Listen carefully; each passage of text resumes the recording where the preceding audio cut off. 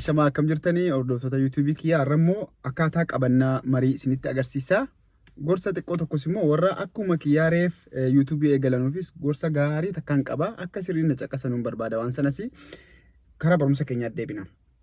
Jalqaba irratti naa konkolaataa keessa seennu sirriitti taa'umsa keenya sirreeffachuun hedduu murteessaadha. Taa'umsi kan keenya fakkeenyaaf akkanatti teenyu yoo taane kun akkas yoo ta'e sirrii miti jechuudha. Harki kan keenya kun cabuu hin qabu. Sirriin isaa harki kan keenya akkasitti diriiruu qaba jechuudha. Marii yeroo marii qabannu mariin kan qabatamus bakka kana qabatama. Harki kan keenya akkas ta'uu qaba jechuudha. Harki kan keenya akkas ta'uu qaba.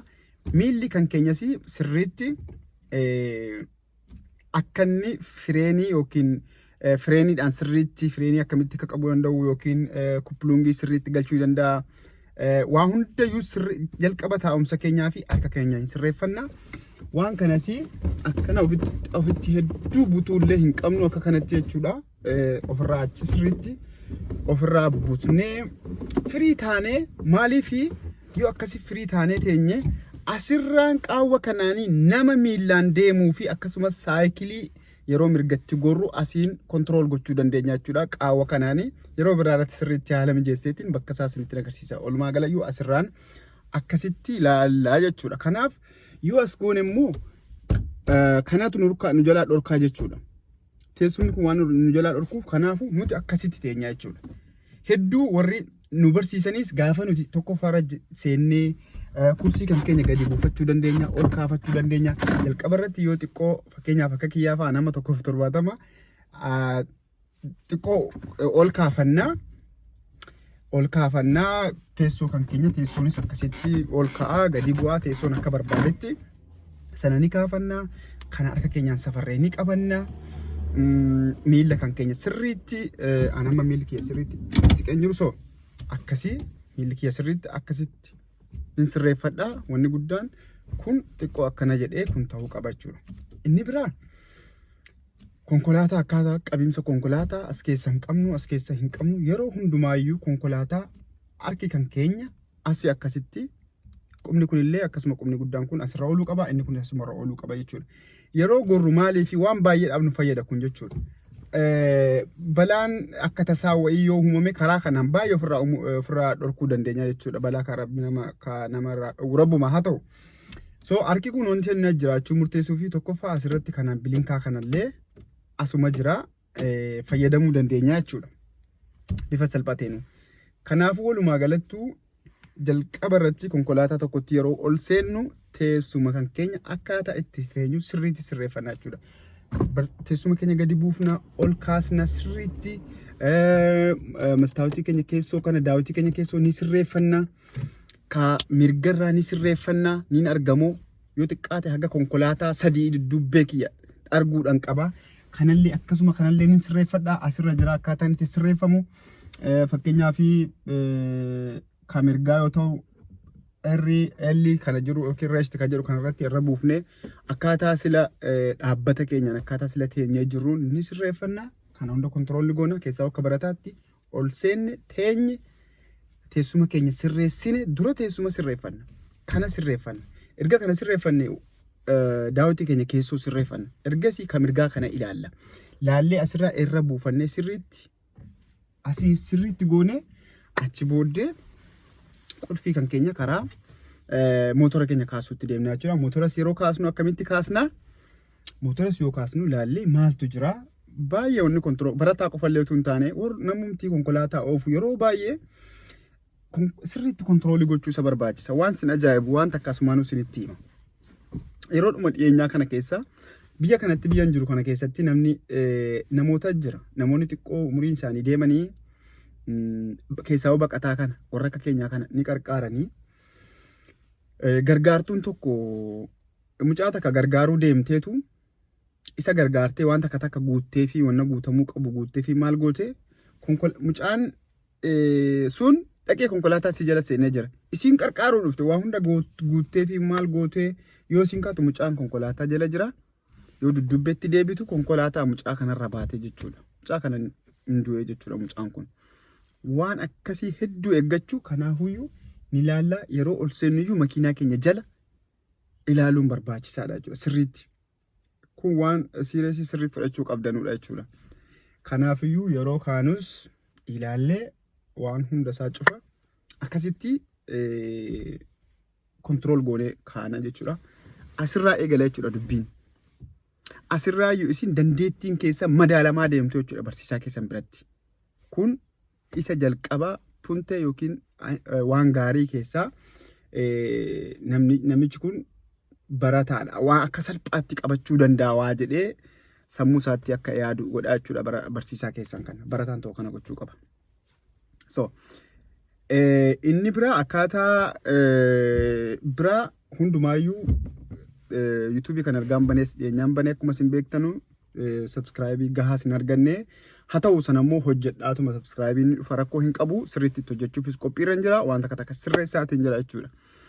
Inni biraa warra akka kiyyaa eegalan hedduu tokko waan argee garaana gubeefiin waan kana kaasuu barbaade. Warra akka kiyyaa reef YouTube eegalan seera YouTube hin beekan. Seera dirqama namni tokko gaafa YouTube banatu seera YouTube dubbisuu qaba yookiin dhaggeeffachuu qaba. Walumaa galatti waan kan dhaggeeffadha. Warri YouTube haaraa banattan amma YouTube keessa monetize ta'utti haga nama 1,000 argattanii YouTubein kan keessan contact YouTube company wajjin wal godhee monetize taatee haga jedhee poostaa isinii ergutti waan TikTok irraa inuma gara YouTube hin geessinaa dhorkaadha. YouTube subscribe 50 yoo qabaattan 100 yoo qabaattan umrii keessan YouTube isiniif hin kafalu. Kana jala muree isinii hima. Seera YouTube ti kun. Namni tokko seera YouTube takka dirqama waggaa tokko keessatti nama 1,000 argachuu qaba. Sa'aa 400 fi ilaalamuu qaba. Osoo kana hin godhin arra yookiin karaa TikTokiitiin follow baay'ee qabna jennee follow kan keenya kottaa subscribe naa godha jenna dhufee subscribe nu godha. Achi booddee sirba namaa achirra copyright waan jedhamu jira. Sirba namaa achirraa fuunee itti sirbaa karaa YouTube geessina. Beeksisni wanni jedhamu bilbila keessanirra hin dhufu, YouTube keessanirra hin dhufu, monetize illee seera qabeessa illee hin taatanu yoomillee isiniin kaffalamu. Hedduu of eeggadhaa. Ani mucaa tokko eda argee amma dhiyeenya kan subscribe naa godhaa jettee subscribe goonee fi 1,000 akka ni guuttatti. Yoon hin naqu akka jirutti wanna TikTok keessatti sirbaa fi maal kana achi geessite sun yoomillee monetize yoomillee seera qabeessa godhee kifiyyaan takka hin kaffalamuufiif. Kanaafuu wanni isin eeggachuu qabdanu copyright muuziqaa wanni jedhamtu wanni waan takkaa jedhamtu YouTube channel haaraa irratti hin gadhiifamu. YouTube channel haaraa waan siiruma dandeettii keessaniin qabattanii dhaqxan qofa achirratti gadhiiftani. San qofa achirra dubbattani. San qofa achirra barsiistani. Taalentii keessa waan qabdan achirra godhattani.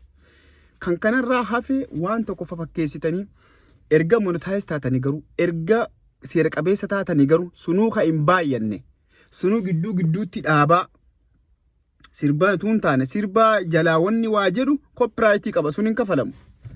Fakkeenya waan akka kolfaa goyo irratti dhaabaa sagalee keessan irratti dubbataa waan takka sunni kafalama. Garuu akkanumatti sirba takka fiddanii yookiin diraama takka fiddanii fakkeessaa jedha akka jedhaa yoo gootan hin ta'u suni sanirraa iddoo of eeggadha. Awwaan akkasin argattan barbaacha malee homaa ta'ee fi miti jechuudha. Kanaafuu waan takkitti haga seera qabeessa taatanutti haga monetize taatanu haga subscribing keessan guddatee seera qabeessa taatanitti waan TikTok irraa dhorkaadha achi hin geessina. Waan YouTube irraa copy gootanii achi hin geessina. Haasaa nama copy gootanii achi hin geessina. Copyright waan jedhamu jira copyright isin hordofa hedduu achi booddee isin dhorkaa jechuudha. Deebi'ee seera qabeessa isin godhu isin isin kaffalu jechuudha. Waan akkasii of eeggadhaa. Yeroo yerootti emaila keessaniin YouTubein emaila keessan emaila irratti waan isin ergu hordofaa maal isiniin jedhaa jira.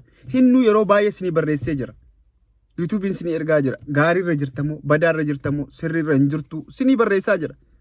Kanaafuyyuu subscribing guddachuun bu'aa takka illee hin qabu. Copyright irraa fi yookiin dandeettii keessanii yoo achirratti hojjettan malee YouTubein monetize hin godhu. Keessaafuu karaa YouTube fi keessaafuu karaa TikTok taate, Facebook taate waan fedhe haa taatu waan copyright qabu. Seetti muuziqaa keessa an ilaalee muuziqaadhuma Itoophiyaa kana keessa ilaalee wanni copyright hin qabne hin jiru kan bara 70moota keessa warra bahan malee warra 70moota keessa takka darbee warri kaanuu amma erga yuutubaroonni dhufanii maal godhan ilaalanii warra copyright hin qabne ofii jaraatii geessanii fe'anii copyright godhatanii jiran. Sirboonni baay'een amma fakkeenyaaf bakakkaa entertainmentiin faan sirboota durii funaanee akka haaraatti intini mataa isaatti fe'atee koppii mataa isaa sirba duriitii copyright hin qabu jettanii gaafa sin karaa YouTube keessanii geeffattan copyright hin godhamee jira. Google irraa waan takka gaafa buustan suuraa tokko fayyadamuuf copyright qaba. Hedduu of eeggadhaa. So of eeggannoo akkasiitii yoo deemtan malee YouTubein cal jedheetuma haasaa Zaakir yookiin haasaa Jawaar geeffamee jennaan kanamaa kafaluu miti. San baay'ee of eeggadhaa. Miidiyaarraa ammallee miidiyaarraa hin fuudhina. Walumaa galatti waan takka hin fudhatina. Haga monetize taatanii haga sa'aatii 400 ilaalamtanii yookiin YouTube kuma takka guyyaa takkatti isinii guutuu danda'am subscribein. Kuma tokko yoo isinii guuteesi sa'aatii 400 ilaalamuu qabdan. Sa'a 400f ilaalamuu qabdan. Seera isaa dubbisaa dhaggeeffadhaa. Akkasitti walii hojjechuu dandeenya. YouTube channel walii ni guddisna. Waliis ni guddisna. YouTube channel qofuutan karaa barbaachisaa ta'e wal qarqaarra. Warri na daawwattanis YouTube channel kiyya naa guddisa. Subscribe naa godhaa. Ijoolleetti share naa godhaa. Tina affeeraa karaa konkolaataa irratti waan cufarratti sirriitti itti qophaa'ee barsiisuuf waan hin beekuun information jechuudha. Akkuma yaadaatti isinii kennuudhaaf qophaa'ee ittiin jiran isin jedha. Guyyaa gaarii qabaadhaa. Nagaan oola.